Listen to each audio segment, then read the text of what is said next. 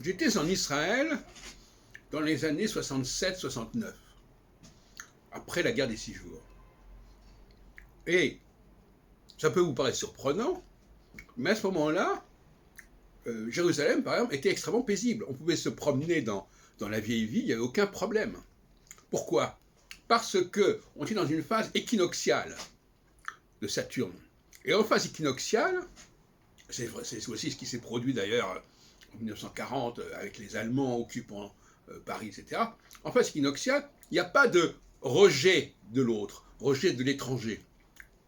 Il y a une sorte de complicité, de synergie qui fait que finalement, on s'en arrange. C'est vrai aussi ce qui s'est passé en 1957, après, etc., avec le traité de Rome. On sait, 15 ans après la Seconde Guerre mondiale, on en était déjà à pactiser avec l'Italie et l'Espagne. Bon. Et l'Allemagne. Bon.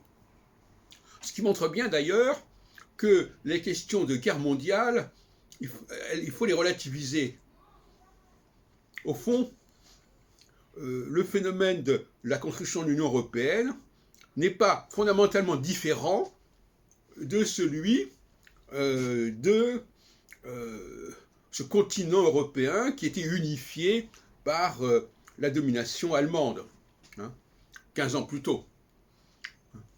Donc, vouloir isoler deux moments, la Première Guerre mondiale et la Deuxième Guerre mondiale, c'est astrologiquement inacceptable. C'est peut-être historiquement pour certaines personnes possible, mais astrologiquement, on a des cycles de 7 ans en 7 ans qui englobent effectivement nécessairement ces moments-là, mais on voit bien qu'il faut totalement relativiser en astrologie la question de guerre mondiale.